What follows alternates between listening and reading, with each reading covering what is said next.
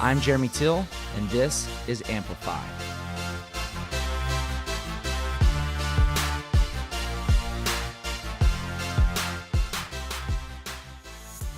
Miguel Garza is going to join us today with Siete, tortilla. His sister Veronica, the brainchild behind the tortilla, is unable to meet with us today, but Miguel steps in and shares his story.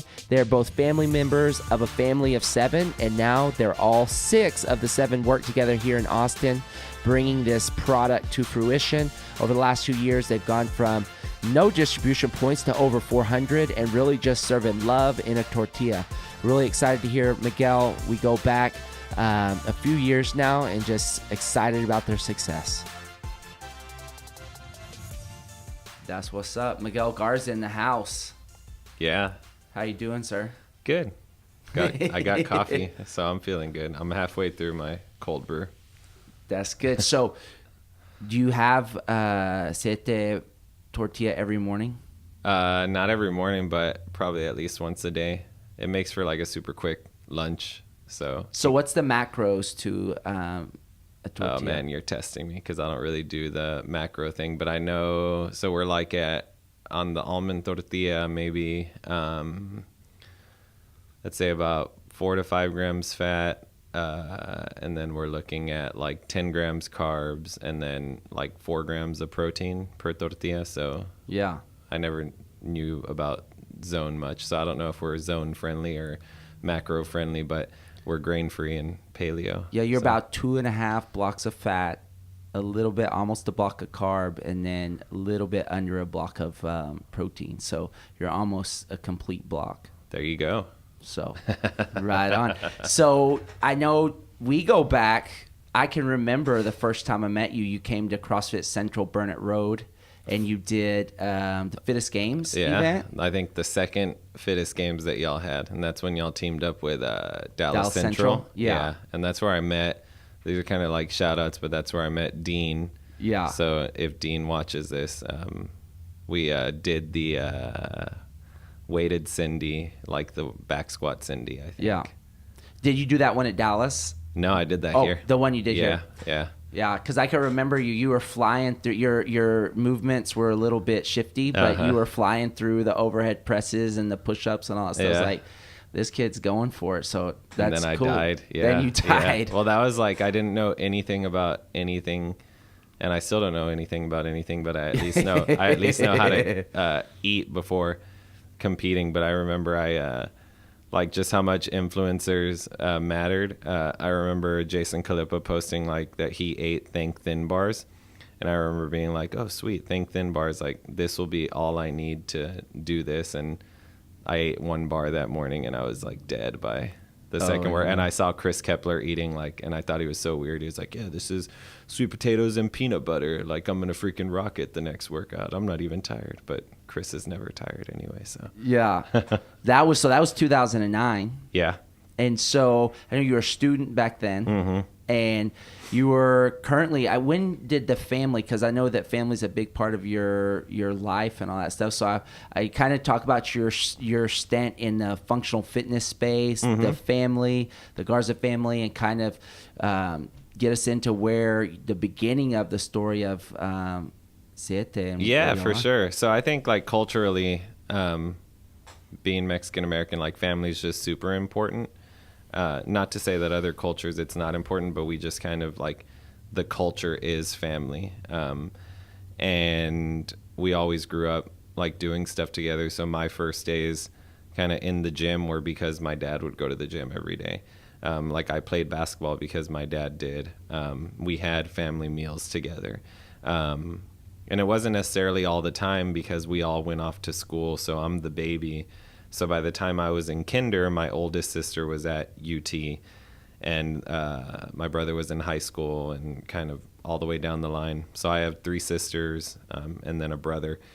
So 2009, I'm graduating college, and I'm like super pumped about CrossFit and competing, and I'm kind of like eating all the stuff up and doing the .com stuff at the gym at UT with my friends and putting a weight vest on and trying to learn how to do muscle ups and all of that stuff. And just because of the way my family is, like they got into it too.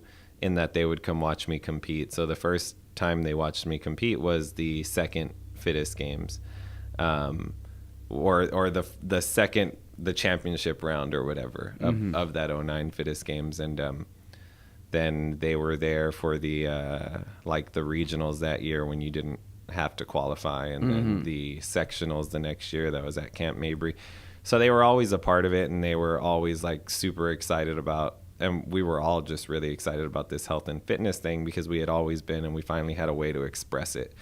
And so then, '09, I graduate, I go home, and we, like, for my graduation gift, I got like a barbell, plates, maybe a squat rack, and we built a pull-up bar in the backyard. So the whole summer, me and all my friends would get together, and we're doing workouts together and like just throwing stuff together. And we had a blog that was called Show Enough Fitness, which was kind of an ode to The Last Dragon, if anybody's ever seen The Last Dragon.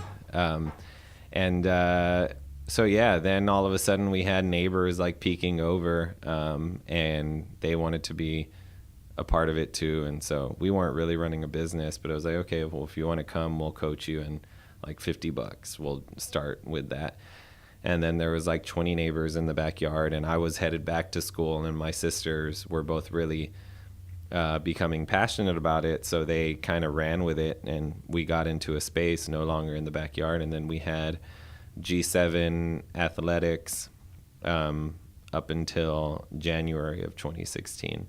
So they were kind of running the show because I came back up to law school and was involved here with CrossFit and was still doing the programming for them down there. But we were all like really, really involved in the gym. In fact, it made my brother move from Sugar Land to Laredo to run the gym. And now my brother lives here in Austin because now we're all doing Siete together. Yes. But yeah, we were, I think that we all started on like this CrossFit journey, opened a gym, super passionate about health and fitness, super passionate about trying to make an impact in that community. And I guess it would be a long story to go into those details, but really like Siete is now an expression of that, but on a larger scale. Like we can be in 400 stores across the country, where in Laredo with a gym, we could only be in 150 people's lives, because that's just the way the gym business works. So it's like the natural progression, and we feel like we're making a bigger impact and still staying true to what got us into like the initial gym business. Absolutely. So kind of transitioning into Siete and the business and what y'all are currently doing. I mean, I can remember when you were making almond bread or almond tortillas, or your sister, had them in a bag, and a Ziplock, and back, I don't know the year, but I know that was a part of the journey. Yeah. So the story of Siete, and I wish my sister could be here because it's really her story, and I'm like her baby brother tagging along. But she, in '09, at the same time that we're opening or starting this backyard fitness, she is struggling with autoimmune conditions. And at the urging of my brother, who's kind of like the Google Foo research guy of our family, he tells her like, hey, well, you should try this grain-free thing. And because we're a family, we started going grain-free, and she did also, and so we were all doing it together. And I still remember like dinners together where we're trying to figure out like what this lifestyle looks like, and so you're making meat and veggies, and people at the table still want bread, so they're like eating it in the closet or something. So it was definitely a transition, but my sister started getting better, and so her symptoms were really alleviated going grain free, but she really missed tortillas because we're growing up on the border, and that's kind of like it's crazy. I mean, even here in Austin, right? Like everybody knows what a breakfast taco is, and there's a taco deli and a Torchy's almost on every corner, and that's just what people do. It's part of the culture. So she is a very determined woman, a very strong woman, can deadlift over 300 pounds and do strict chin-ups. So both physical strength and mental and emotional strength. She got into the kitchen and said, well, I'm going to fix this. I'm going to fix my own problem. And she did. And so we're probably like on version 20.0 of the tortilla, but it all started in the kitchen wanting to solve a problem. And yeah, then she gives it to us. She gives it to friends and family, and everybody's like, holy crap, man, this is pretty good. And we weren't really like, she wasn't looking to make a business out of it. It was just like, oh, okay, well, my friend, kind of how we started the gym, like her friends would be like, hey, well, if you're going to make some, like, I'll pay you this much and give me like 10 of them. And so she was putting them in Ziplocs far before I was involved in it. And then 2011, the Athlete Open, I don't know if you remember that. It was held at the Texas School for the Deaf. Yes. Right? Texas School for the Deaf. And we served them there. Like, and we didn't even know what we were doing. We were just like, okay, we're going to do the concession stand and we're going to make brisket tacos. And my sister and mom and a friend stayed up until like 6 a.m. They just stayed up all night making stuff. And then we served them. People were like, oh, wow, this is good. Almond flour tortillas. And we knew we had something, but it's a challenging business to get into. Like, there's a lot of regulation. There's a lot of rules you have to follow. You can't just make stuff out of your house. So it was nice when you were doing it for friends and family, but we always hit walls. So it was like 2012. It's like, should we do this? Well, yeah, maybe, but it's too hard. 2013. And then 2014 came around, and me and my sister were talking about it more and more. And I kind of told her, like, I think the biggest push for both of us was like, you know, if we do this today, right now, are we going to regret that we did this? She was teaching at the university, and I was in between jobs here. Or are we going to regret when we see somebody else do it? Mm-hmm. And so that was like the biggest motivator, because we both knew like we would be really pissed off if we saw somebody else come out with that product when she was sitting on it. So started knocking on doors, and that was kind of when I was on the phone with her almost every day, and I would urge her like, hey, you know, get me 10 packs of 10, and I'm just gonna go peddle them around Austin. Let's see if we can get an account. So we didn't go the route of other businesses that may go to a farmer's market and try and gain customers. We were a little more risk averse, so I wanted to have customers right off the bat, so it was less of a risk.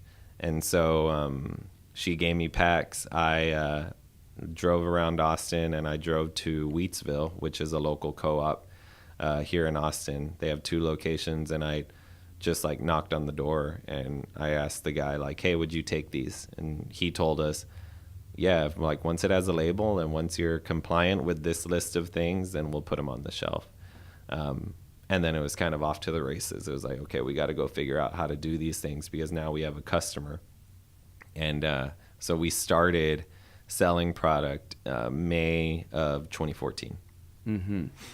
And y'all had a different banner over the brand. Must Be Nutty. Must Be Nutty. Yeah, Must Be Nutty was the brand. So from then until, you know, the process of thinking, are we going to do this, to we are going to do this, going out and selling to a retailer, getting them in the process. So that was in 2014? Yeah.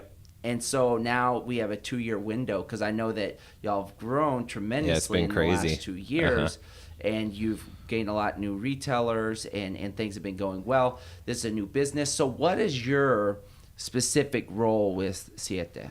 So I am the CEO of Siete, but that only means like whatever I do on a daily basis. So I'm kind of like the main salesperson, but I'm really just like a big project manager is the way I see it. And the project is to get our tortillas into as many hands as possible, because we think that they are amazing, life-changing, and that they can really help a lot of people. So, my role for the past 2 years has been supporting everybody that is involved in Siete. So I, hand pressing tortillas to then hiring people and just giving everybody in the company the resources that they need to succeed. So that's what I've been doing, and that started because again, I feel like I'm my sister's lackey, because I was like, well, maybe I could be a part of this too. What do you think? Because I just knew it was going to be a hit. And I still remember Diego Centeno telling me, like, bro, I'll be a part of it and I'll sell them for you. And like, I remember all of these people wanting to, like, they from the outside knew that it was a special product and a special story. Mm-hmm. And so my sister let me be a part of it. And I've been, I guess you can say, like, leading the company, but we have an amazing group of people that, like, we just are really blessed that we were provided with amazing partners and employees, and they've become a part of our family. And so I think I'm just like a steward for the business. So absolutely. So tell me about your team of people, because from, it's you and your sister, you're driving around peddling, the tortillas, and then you've assorted a team, you have an office, you have vans, you're picking up new retailers all across the country. So how did that happen, or what was the process of that happening with your business? So it's been pretty crazy past couple of years, but so we started in 2014, and it was me, my sister, and my mom, and my dad would help us also. And so we're originally from Laredo, and my sister, my mom, and my dad still live in Laredo, but they travel up here. So for that whole summer, like May 2014 to let's say maybe like October 2014, it was us in a commercial kitchen on the weekends from, let's say, like 6 p.m. to 3 in the morning, making the product. So my dad is an attorney, and my sister has a master's, and my mom has a master's as well. And we were all in the kitchen on weekends making tortillas. So it was kind of like we would always joke around with each other, like, yeah, we went to school and now we're just like making tortillas. But I think we knew, like, it was fun. So we had that period, and then we finally brought production employees on, and so that allowed us some time to go out there and sell the product more. And it was in February 2015 that we landed on the first Whole Foods shelves. So Whole Foods is local to Austin, and they brought us on, and then we were in all 5 Austin stores, let's say, within the next like 2 months. And then we were in the San Antonio stores by like May of 2015.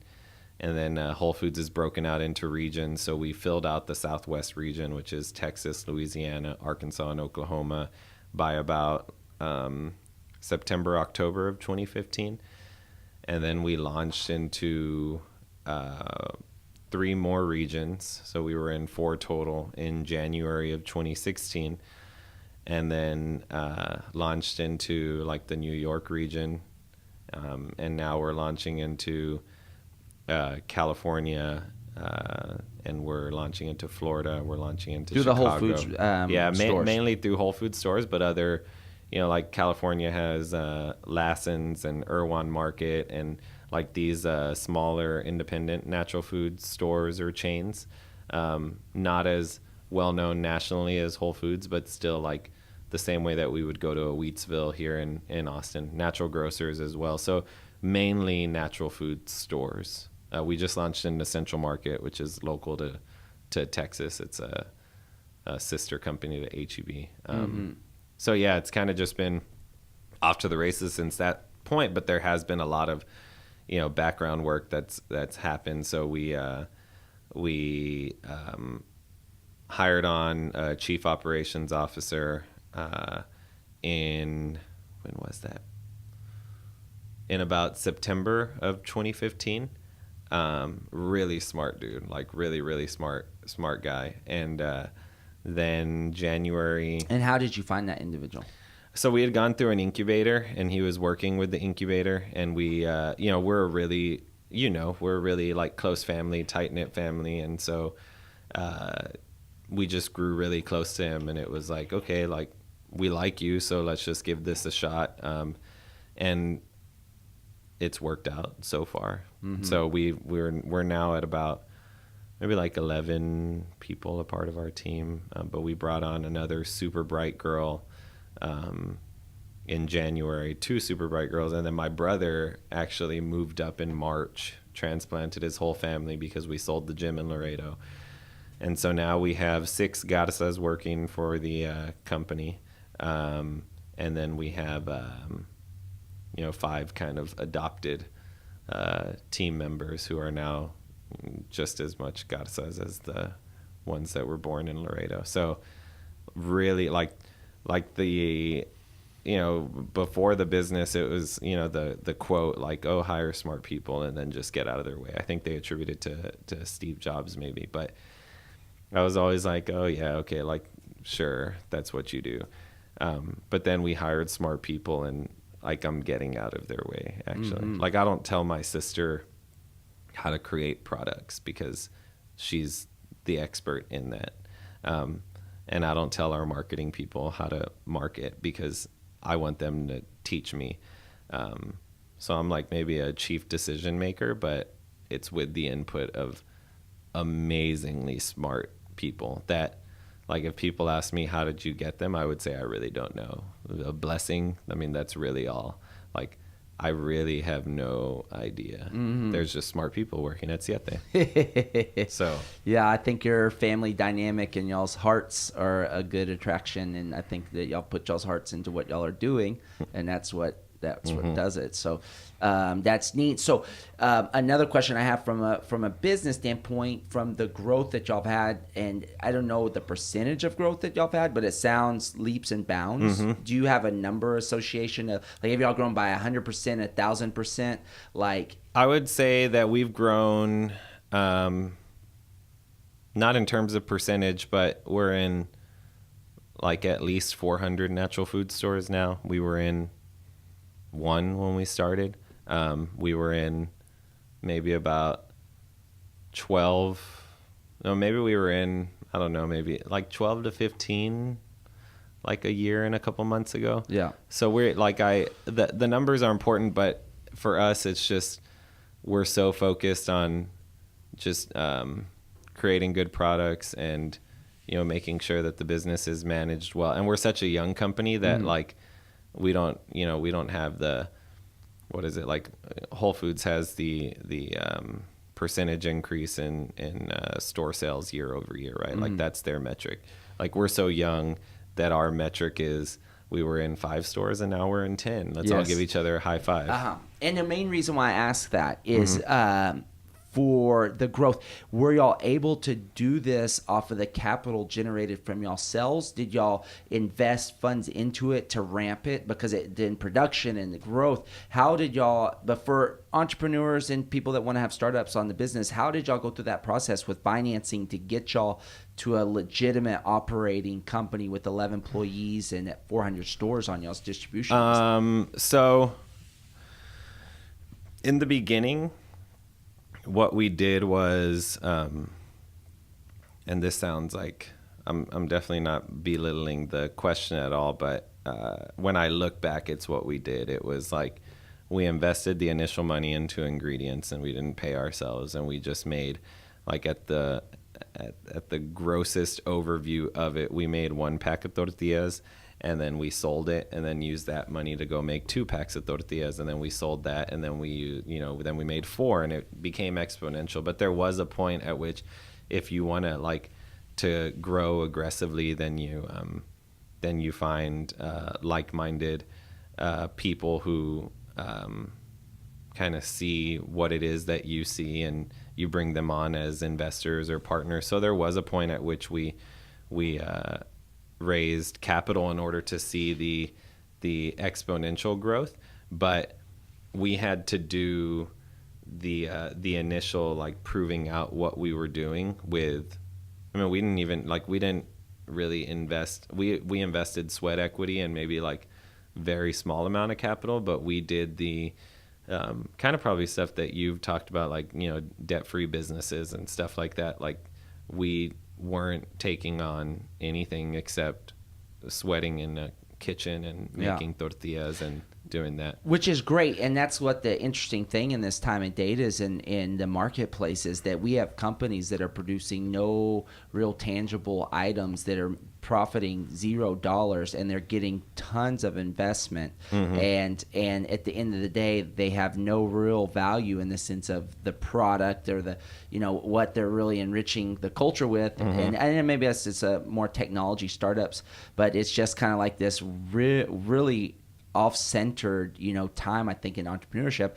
And you'll have a proven product that is gaining brand recognition, product consumption in the marketplace, and that's the tangible that real investors and real growth opportunity will look at and say, you go on to Shark Tank and they're going to say, hey, this is a viable product. How much distribution? The questions that you're answering and saying with your story are what they're asking on Shark Tank to say, hey, we have a product. This is our distribution. This is our growth. This is our manufacturing. And so I see that it's a proven product in the marketplace that has a lot of bandwidth to grow. Yeah, and I think the way we talk about it is like a market validated product. So Ben, who's our chief operations officer, will talk about that a lot, because we see a lot of people out there. Like the food marketplace is definitely growing, and there are a lot of amazing people, and it's a very exciting time in the marketplace. And some people, like you're saying, they maybe it's more in technology, but trying to get investment without having a market validated product. And really the best way to have a market validated product, and this is solely my opinion, is just that people are consuming it or people are buying it, which is why the farmers market thing is such a great way to start. Like, we didn't because it just wasn't in our cards. But yeah, if you're at a farmers market and you're selling out, right? Or if you're Franklin's Barbecue and you sell out by freaking 12 o'clock every day, then obviously there's something good happening there. And you're not going out to raise money for brisket that nobody's even tasted. So one question I have, and I'm interested to hear your answer on this. So with your manufacturing this product in Austin, correct?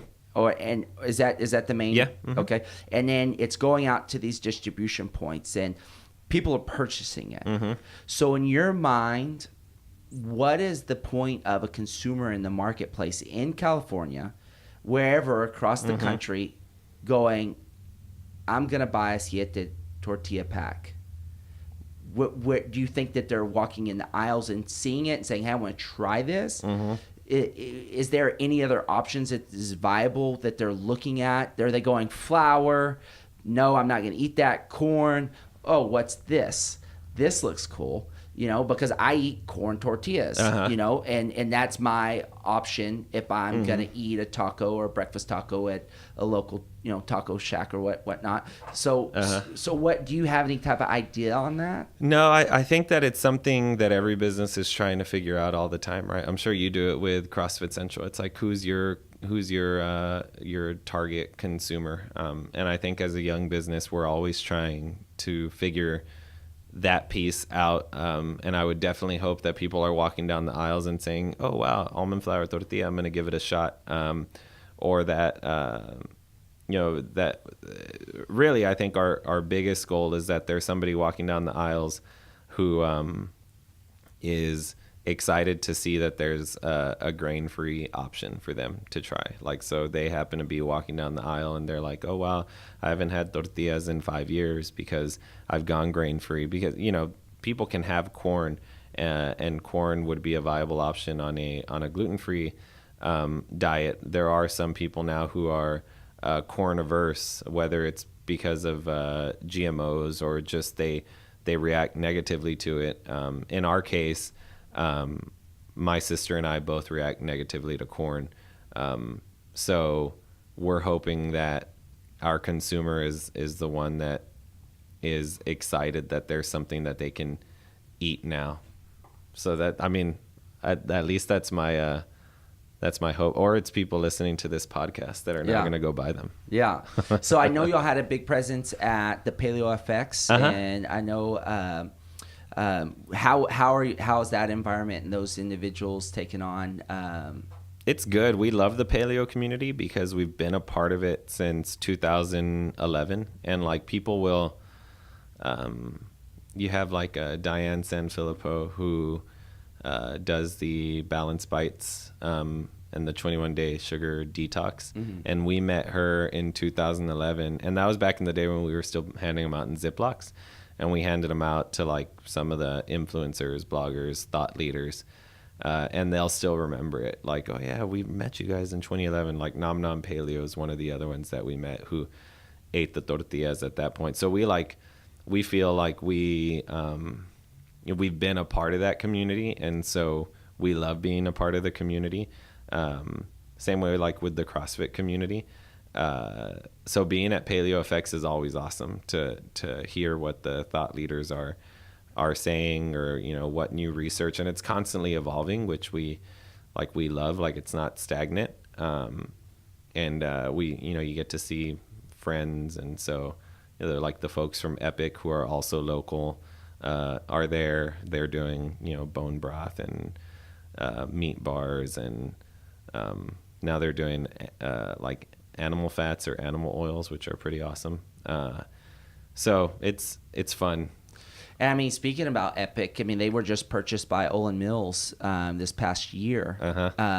Do you see like something like that potentially? But from what I understand in their operational agreements is that they still have very much free range of production and creation of their products, still having this huge, company that owns them.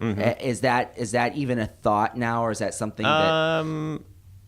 I'd say that like when a year ago or a year and a half ago when I was going to bed at 4 a.m, it was definitely like a thought like, oh man, this would, it would be so great if I didn't have to stay up till 4 a.m. But I think the more that we go down this path and the more that, we have family and other people involved, that's not necessarily our goal. And I think, one of my mentors tells me, like, man plans and God laughs. And so I don't, we're going to do the best that we can every day and look at every viable opportunity, like with clear eyes and try and assess what it is that we're supposed to do. But we're not necessarily out there trying to do that. It's like, oh, cool. Like, if that's the way business works, and that's the way business works, but like Facebook could have been acquired a couple of times and they weren't, and there's many food companies that haven't been, but they're viable businesses. So I think that we're just trying to create a really like smart, savvy, fun, exciting business, and I think the people we have on board have made that like successful so far. So that's our goal, and then if that's something that's attractive to somebody, that's great. If it's not, we'll just keep making tortillas. Yeah. So, I mean, y'all's Instagram has some phenomenal photos of some great tacos on there. And so, I mean, y'all probably are the most Instagram tortilla brand in the world. But do y'all have a photographer that does these photos for y'all, or this is what people take out in the marketplace? People are taking pictures of tacos in the marketplace. Yeah. We do have... And they hashtag y'all or what? Yeah, they're tagging Siete Foods on Instagram, but we also, my brother, who does, I think he did a video for Relentless boot camp one time, does some photos and some videos, so he does do some of that. But what people are just excited. I think people generally love tacos. Yes. And they love taking pictures of tacos. I mean, it's become a cultural it's crazy. cult, like Taco Tuesday, yeah, and for sure. Yeah. I saw the other day there was they were selling tacos in New York, and they were called Austin style tacos. That's crazy. Isn't that? Yeah. It's good. Well, we're gonna jump into some rapid questions, and Okay. you can respond, and it's not a rapid response, but the first question is, what were some struggles or challenges that you have come into over the last years of building this? So I'll say that it's probably one that I cite often because it was probably the most pivotal point in my life so far, and I'm 28, so I haven't lived that much. But the biggest struggle was in October of 2014. I was getting married to my wife, Alex, whose last name is now Garza. It's no longer Jans. And we were getting married, and at the same time, I was unemployed. And I had been looking for, I went to law school, so I was looking for all sorts of legal jobs here in Austin. And the market is super saturated with really, really bright people. And I just don't think it was in my cards. I felt like every door was being shut, and it was multiple months of looking for a job. So I'm getting married, and at the same time, I'm unemployed. And that was probably like the most humbling experience, but like in a really good way. Because it is like, it's depressing to be unemployed, so I'm not downplaying it, but like when I look back, it was very humbling at the same time, because you come out of graduating, and you're supposed to be an attorney, and you're like, oh crap, like I can't find a job. And like every door was shut, and I quickly realized that I couldn't rest on the paper of my education, and that I had to go out and create or sell or whatever it was. And I think I was pushed in that direction, as I remember saying a lot of prayers, and my other sister Becky, who just joined Siete, was saying a lot of prayers, and the overwhelming conclusion was that, okay, yeah, I'm supposed to go work with Must Be Nutty at the time, right? But that's just like, that's where I was being pushed, and I just couldn't see it. But it was like a tough time, like super duper hard. But yeah, that's probably like and overcoming it. I mean, again, just really cool to be a part of Siete now. And now I can see the value, and also it just gives me a new perspective. Absolutely.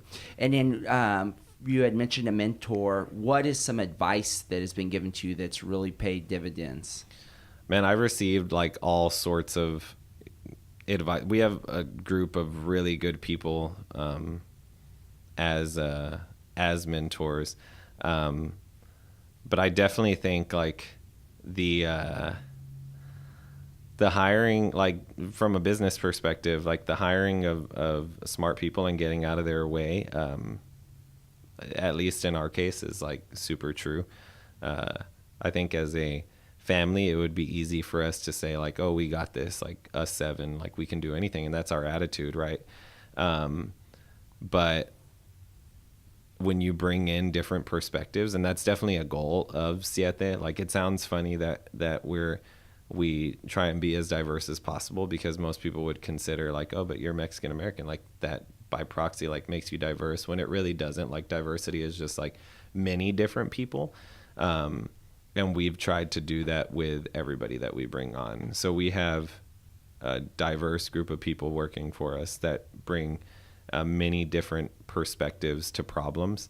And so I couldn't say it anymore that hiring smart people who hustle is like far and above it's just a good way to do things. It's not the only way, obviously, because we have the N equals 1 of our own business, but I've really seen that pay off. And then one mantra that we live by at Siete is to be all in.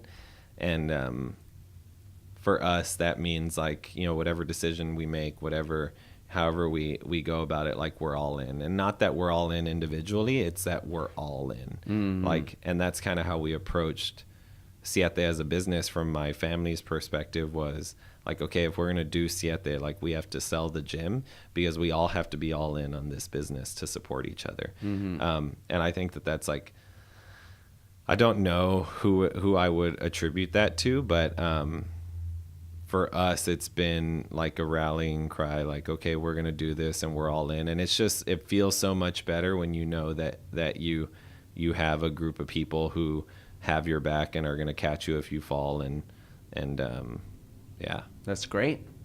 That's great. So moving from mentor, are you a big proponent of reading books, podcasts, or any access points that you get that feed your mind and your perspective? Yeah, for sure. I think I personally do a lot of blog reading and just like general business reading, but I definitely think there's value to podcasts. I think it's like you have to look at how your mind best acquires information and how you best learn. But books, like I'm currently reading, and I don't read a lot, so I'm not going to try and pawn it off that this is like my 10th book this year. Like I'm currently reading like in between, on flights and stuff. There's like the first Starbucks book by Howard Schultz. It's like maybe like Pour Your Heart Into It or something like that. It's not the more popular second book that Onward. He created. Yeah, it's not that one. It's the first one. And that's been, I think that you can just like one of the biggest, the reason that like serial entrepreneurs, like I think that the reason that they're able to have success like exponentially is because they become really good pattern recognizers. And so I think that we can achieve some of that by reading stories of people that have already done it and start to kind of learn through their lens. So I think books for sure, podcasts. For a while I was listening to I think it's maybe it's like the startup podcast, but they're just kind of going through like the day-to-day life of a startup, and I think they have mics hooked up all the time or something. But we used to listen to that when we were hand pressing tortillas. I've listened for a little bit to Entrepreneurs on Fire and different stuff like that. But for me, it's like, how do I best digest information? And I like to read blogs and just kind of get quick bits of info. I'm not really a podcast person. In fact, most of my listening goes to NPR, like the local NPR station, to and from work. And that gives me enough, like what's going on in the day to day. Yeah. And then you didn't ask for movies, but on one of the questions you like that you sent before, it's like, what's your favorite movie? And I was asking the team, like, what is my favorite movie? And Good Will Hunting. And like Good Will Hunting makes me cry every time that I watch it. And I realize like how it kind of translates into Siete. And it's like this group of guys who are all like pushing Matt Damon to reach his full potential. And like the last scene, have you seen Good Will Hunting? Oh yeah. So the last scene or one of the last scenes when like Ben Affleck knocks on his door and Matt Damon's not there because he went to go see About a Girl. I don't know why, man, but that scene just always gets me. But I am a crier, so it's probably that's just in my nature. But it's just a group of people trying to do something really awesome together, living life together, and that's what we try and do with the business. And it's really a core message of the business is like we want people to gather together around food, exchange conversation, and be in each other's lives. So as much as we use food to do that, specifically tortillas. So that's a great closing right there. And then if people want to experience Siete tortillas, how do they get their product? If it's not there, can they buy it online? So what is that information? So our website is sietefoods.com, SIETE foods.com. And you can buy tortillas there. And just like if nobody knows what they are. So we have an almond flour tortilla that's paleo and vegan. We have a cassava and coconut tortilla that's paleo but not vegan because we use pasture-raised pork lard. And then we have a new one that just launched last week. It's a cassava and chia made with avocado and coconut oil. And you can find them, if they're not at your local natural food store or your local Whole Foods, then you can buy them online. And we ship them. They arrive in 2 days. So yeah, and then you can visit our Instagram or our website or our Facebook, and see some of the tacos that other people have created. Yeah, but yeah, it's exciting to be here chatting with you, and just a real blessing to have the opportunity to sell tortillas that people like. The large mission is to, like I said, bring people around the table, share ideas, share their life with each other around food. And the food happens to be tortillas. And the reason that that's so important is because if you have any sort of autoimmune condition or a special diet, you sometimes feel excluded from the table where everybody's sitting. But if you have a really good product that everybody can enjoy, whether they're on that special diet or not, we feel like it creates this inclusiveness. And then beyond that, we feel like, solving problems is one of the core missions that we're trying to do. And for us, something that's like super near and dear to our heart is growing up on the border, just the statistics dealing with obesity, diabetes, autoimmune conditions, and all of these things that are just like tearing people up, and they affect oftentimes like low-income minority populations, and so we're super excited to tackle that problem because we think that not just that our products can solve them, because that's definitely not like our angle. It's like, oh, here, have this tortilla instead. Like, we're not trying to do that. For us, it's trying to create a culture that can learn what better food is. And I think that, a lot of it is just a part of the system that we're currently in, where the cheapest food is oftentimes the most unhealthy food.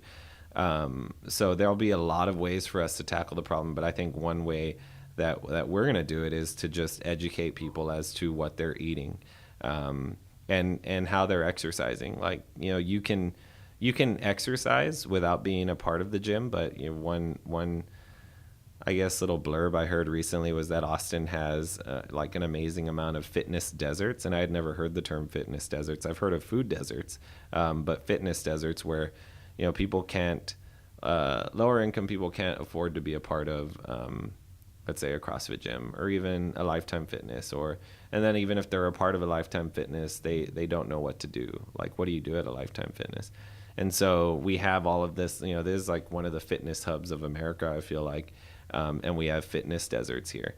So we're still trying to figure out how we're going to tackle it, but it's a part of our weekly meetings. So we meet every week to discuss our mission, and we're constantly trying to throw out ideas of how we can just educate people as to what they should be doing on a daily basis. I'm a big advocate for just walking. Like, I know it's kind of hard in this Austin heat, but go on the lake and just walk, and maybe you're meditating along the way, or just kind of enjoying nature, and then learning about what you're putting in your body. So obviously, like, more greens, and I'm an advocate for grain-free type foods because it's positively impact my family, but I know that that's not the only way. Everybody's an individual, but at least because everybody's an individual, at least giving people the tools to begin to assess themselves and figure out what foods work best for them. And I know at least my initial gut reaction would be that like fast food probably isn't the best food for everybody, and that real food, whole food is, but it's our job as a food company to make that happen. So we're we want to make that happen, and it's not going to happen overnight, but we want to make a change within that system. Yes, congratulations. Thank you. All right, brother. Thanks for coming on. All right.